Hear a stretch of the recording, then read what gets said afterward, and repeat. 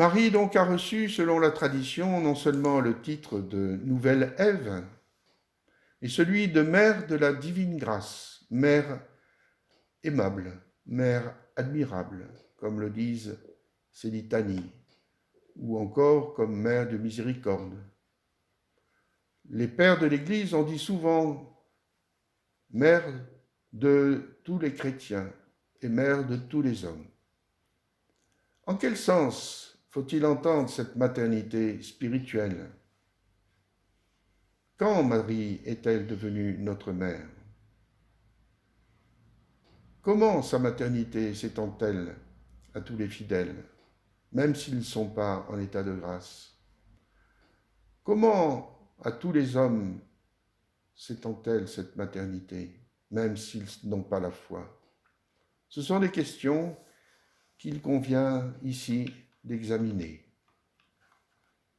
Et cela justifiera notre culte d'hyperdulie que nous lui devons, le plus grand des respects, en raison de son rôle unique dans le mystère de l'incarnation rédemptrice et de sa maternité qui en dépend. Marie est notre mère spirituelle et adoptive. Et Monseigneur Lefebvre aimait saluer et ne terminait jamais une homélie sans saluer Notre-Dame, notre bonne mère du ciel.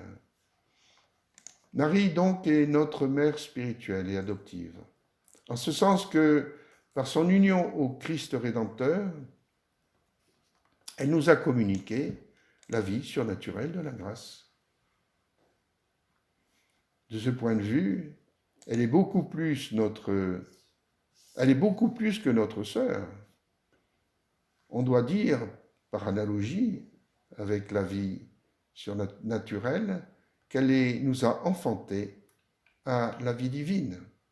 Si saint Paul peut dire aux Corinthiens, en parlant de sa paternité spirituelle, c'est moi qui vous ai engendré en Jésus-Christ par l'Évangile, et à Philémon, je te supplie pour mon fils que j'ai engendré dans les fers, pour Onésime, je vous conseille vivement de lire cette lettre magnifique de saint Paul à Philémon au sujet de son esclave qu'il avait fui. Onésime, il lui demande, par la filiation qui l'unit, de bien vouloir reprendre et de recevoir Onésime comme son propre fils. Je te supplie, pour mon fils, Onésime, que j'ai engendré dans les fers, et à plus forte raison, pouvons-nous parler alors de la maternité spirituelle de Marie, maternité qui transmet une vie qui doit durer non pas 60 ou 80 ans, mais toujours éternellement. C'est une maternité donc non seulement spirituelle, mais une maternité adoptive, comme la paternité spirituelle de Dieu à l'égard des justes.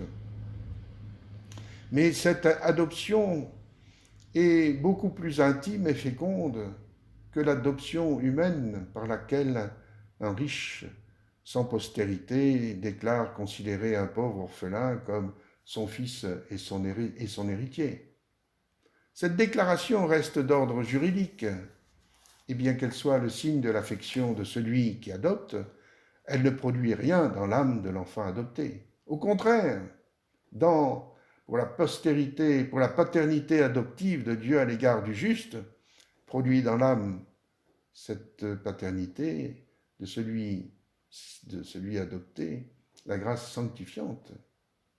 Nous sommes faits fils de Dieu, participerons de la nature divine et de la vie intime de Dieu, et germe de la vie éternelle, germe par lequel le juste est agréable aux yeux de Dieu comme un fils appelé à le voir immédiatement et à l'aimer éternellement. En ce sens, il est dit dans le prologue de saint Jean que ceux qui croient au Fils de Dieu, cet homme, sont nés non pas de la volonté de la chair ni de la volonté de l'homme, mais de Dieu.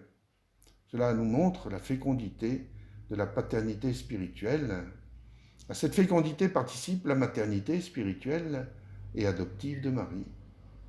Car en union avec le Christ, Rédempteur, elle nous a vraiment, réellement communiqué la vie de la grâce, germe de la vie éternelle.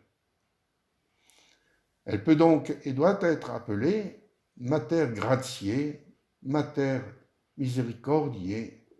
C'est ce qu'ont voulu dire les pères qui l'appellent la nouvelle Ève et disent qu'elle a volontairement coopéré à notre salut comme Ève à notre déchéance. Tout ça, c'est merveilleux. Il nous attache à Notre-Dame. Cet enseignement est celui de la prédication universelle depuis le IIe siècle dans l'Église. La liturgie dit tous les jours Salve Regina, Mater Misericordiae, montra te esse matrem, comme nous l'avons dit dans ce 4e strophe. Montre que vous êtes, montrez que vous êtes notre mère. Monstra te esse matrem. Salve Mater Misericordiae, Mater Dei et Mater Veniae, Mater Spei et Mater Gratiae. Mais quand Marie est-elle devenue notre mère? En un mot, vous le savez, au pied de la croix, Jésus s'adressant à Marie lui dit « Mère, femme, voici votre fils » et s'adressant à Jean « Voici votre mère ». C'est là que Jean, représentant l'Église et l'humanité tout entière, c'est là que notre mère, que Marie est déclarée et constituée dans son nouvel office de maternité, de mère spirituelle. Selon les témoignages que nous venons de citer, elle, des pères de l'Église, elle est devenue ma mère en consentant librement à être la mère du Sauveur, auteur de la grâce, qui nous a régénérés spirituellement. À ce moment, donc même avant d'être au pied de la croix, mais c'est tout un. En donnant son consentement, vous dis-je, elle enfantait le serviteur souffrant. Donc à ce moment, au moment de son consentement, de son fiat, elle nous a spirituellement conçus, si bien qu'elle aurait été notre mère adoptive, de ce fait, même si elle était morte avant son fils. Lorsqu'ensuite Jésus a consommé son œuvre rédemptrice par le sacrifice de la croix, Marie, en s'unissant à ce sacrifice, dans le plus grand acte de foi et de confiance et d'amour résolu de Dieu et des âmes, Marie est devenue plus parfaitement notre mère, par une coopération plus directe, plus intime, plus profonde à notre salut. Elle est au pied de la croix, Stabat Mater Dolorosa. De plus, c'est à ce moment-là qu'elle a été proclamée notre mère, comme je vous l'ai dit, par notre Seigneur Jésus-Christ lui-même, lorsqu'il lui dit en parlant de Saint Jean, qui repersonnifiait tous ceux qui devaient être achetés par son sang, « Femme, voici votre fils » et à Jean, « Voici votre mère ». C'est ainsi que la tradition a entendu ces paroles, car à ce moment, devant tant de témoins, le Sauveur de tous les hommes n'accordait pas seulement une grâce particulière à Saint Jean, mais il considérait en lui tous ceux qui devaient être régénérés par le sacrifice de la croix. Ces paroles de Jésus mourant, comme des paroles sacramentelles créatrices, produisirent ce qu'elles signifiaient, comme tout sacrement, pourquoi je parle de paroles sacramentelles du Christ en croix, en l'âme de Marie, une grande augmentation de charité et d'amour maternel pour nous, en l'âme de Jean, une affection filiale profonde, pleine de respect pour la Mère de Dieu. Et j'aime beaucoup cette expression de l'Évangile, Jean l'a pris chez lui, dans sa maison, dans son cœur. Et nous comprenant ce mystère de la maternité spirituelle de Marie, prendre Marie chez nous, d'où l'importance du culte que nous devons lui porter d'hyper du lit, vivre vraiment aimant Notre-Dame. La Sainte Vierge, oui, continue à exercer sa fonction de mère à notre égard, en veillant sur nous, pour que nous grandissions dans la charité et y persévérions en intercédant pour nous et en nous distribuant toutes les grâces que nous recevons. Mais j'ai dit tout à l'heure en plus haut, jusqu'où s'étendait cette maternité divine. Alors, disons tout d'abord que Marie est mère des fidèles, bien sûr, de tous ceux qui croient en son Fils et reçoivent par lui la vie de la grâce. Mais elle est aussi mère de tous les hommes, en tant qu'elle nous a donné le Sauveur de tous et qu'elle s'est unie à l'oblation de son Fils qui versait son sang pour nous tous. Propter nostram salutem. C'est ce qu'affirme le magistère de l'Église. Léon XIII, Benoît XV, Pie XI. De plus, Marie n'est pas seulement mère des hommes en général, comme on peut le dire d'Ève au point de vue naturel, mais elle est mère de chacun d'eux en particulier, car elle intercède pour chacun et obtient les grâces que chacun de nous reçoit au cours des générations humaines. Jésus dit de lui qu'il est le bon pasteur, qui appelle ses brebis chacune par son nom, nominatim. Dilexit me, dira saint Paul du Christ, il m'a aimé.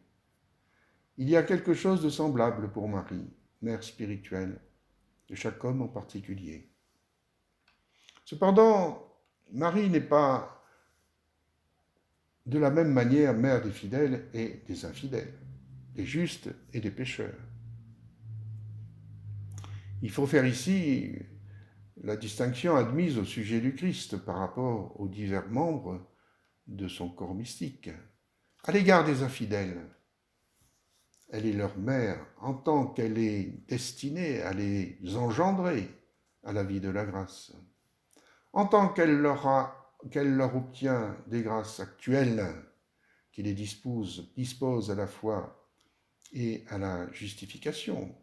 À l'égard des fidèles qui sont en état de péché mortel, elle est leur mère en tant qu'elle veille actuellement sur eux en leur obtenant les grâces nécessaires pour faire les actes de foi, d'espérance et se disposer à la conversion. À l'égard de ceux qui sont morts dans l'impénitence finale, elle n'est plus leur mère, mais elle le fut. À l'égard des justes, elle est parfaitement leur mère, puisqu'ils ont reçu, par sa coopération volontaire et très méritoire, la grâce sanctifiante et la charité. Avec une tendre sollicitude, elle veille sur eux pour qu'ils restent en état de grâce et grandissent dans la charité. Enfin, elle est excellemment mère des bienheureux qui ne peuvent plus perdre la vie de la grâce. On voit dès lors tout le sens des paroles que l'Église chante tous les jours accomplies. Salve Regina, Mater misericordiae, vita dulcedo, et spes nostra salve. A te clamamus exules filii Eve, a te suspiramus gementes et flantes, inac lacrimarum vale. Et je ne peux que vous encourager à lire le petit traité de la vraie dévotion à Saint-Michel du révérend père, du bienheureux Grignon de Montfort, au chapitre 1. Il fonde cette spiritualité spirituelle de Marie sur précisément sa coopération à l'œuvre rédemptrice. Et il raisonne de cette façon suivante: Marie, qui nous a obtenu le Rédempteur, l'unique Rédempteur, par laquelle nous sont données toutes les grâces, continuera à intercéder pour nous, continue à intercéder pour nous obtenir les grâces nécessaires pour grandir dans la sainteté. C'est elle qui a donné, dit-il, la vie à l'auteur de toute grâce. Et à cause de cela, elle est appelée la mère de la grâce. Dieu le Père, de qui tout don parfait et toute grâce descend, comme de sa source essentielle, en lui donnant son Fils, lui a donné toutes ses grâces, en sorte que, comme le dit saint Bernard, la volonté de Dieu lui est donnée en lui et avec lui. Dieu l'a choisie pour la trésorière, l'économe, la dispensatrice de toutes ces grâces, en sorte que toutes ces grâces, puisqu'elle est l'auteur de la grâce, et tous ses dons passent par ses mains, puisque Marie a formé le chef des prédestinés, qui est Jésus-Christ, c'est à elle aussi de former les membres de ce chef dans son corps mystique, qui sont les vrais chrétiens. Elle a reçu de Dieu une domination particulière sur les âmes pour les nourrir et les faire croître en Dieu. Saint Augustin dit même que dans ce monde, les prédestinés sont tous enfermés dans le sein de Marie et qu'ils ne viennent au jour que lorsque cette bonne mère les enfante à la vie éternelle. C'est à elle que le Saint-Esprit a dit « In electis meis mite radice » jeter des racines à mes élus, les racines d'une profonde humilité, d'une ardente charité et de toutes les vertus. Marie est appelée par saint Augustin et est en effet le moule vivant de Dieu, forma Dei, c'est-à-dire c'est en elle seule que Dieu fait homme a été formé. Et c'est aussi en elle seule que l'homme peut être formé en Dieu. C'est magnifique. Hein?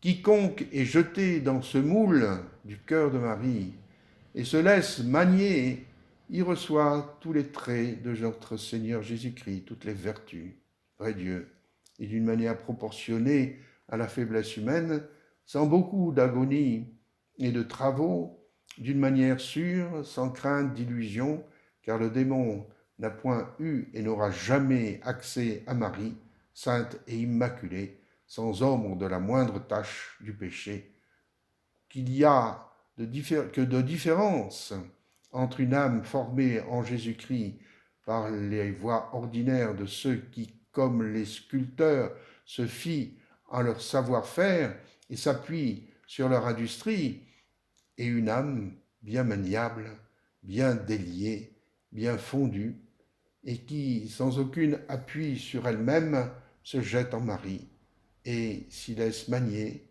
à l'opération de l'Esprit Saint.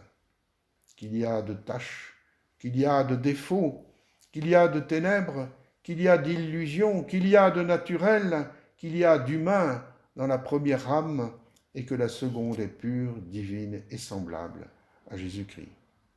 Heureuse et 1000 fois heureuse est l'âme ici-bas, à qui le Saint-Esprit révèle le secret de Marie pour le connaître, et à qui il ouvre ce jardin clos pour y rentrer, cette fontaine scellée pour y puiser et y boire à longs traits les eaux vives de la grâce. Cette âme ne trouvera que Dieu seul, sans créature, dans cette aimable créature, Marie. Mais Dieu, en même temps, infiniment saint et infiniment condescendant et proportionné à sa faiblesse. C'est Dieu seul qui vit en elle, et tant s'en faut qu'elle arrête une âme à elle-même. Au contraire, elle la jette en Dieu et l'unit à lui. Voilà de très belles phrases de Saint Grignon de Montfort, donc je tire dans son petit traité de la vraie dévotion à la Sainte Vierge Marie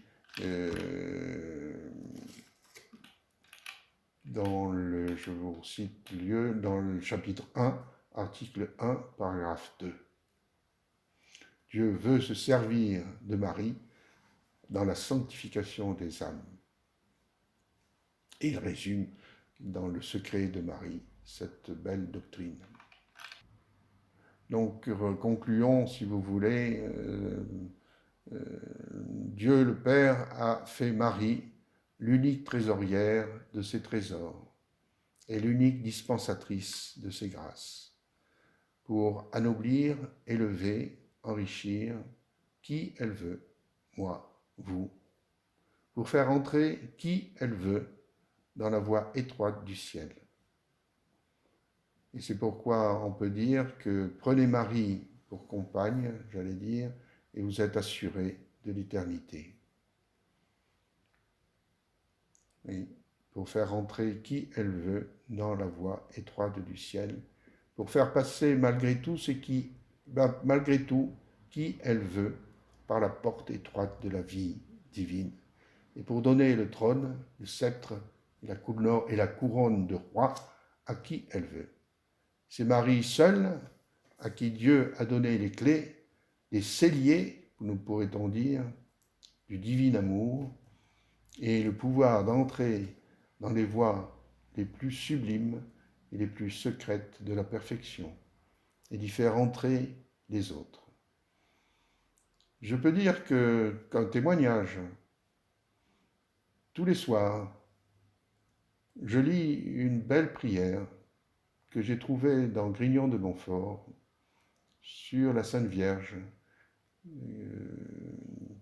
pour lui demander qu'elle intercède pour ma sanctification et que je sois trouvé juste au moment de la fin de ma vie terrestre.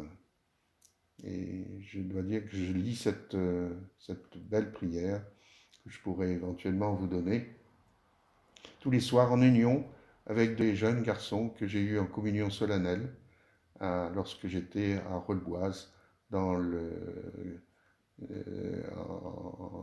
Normandie.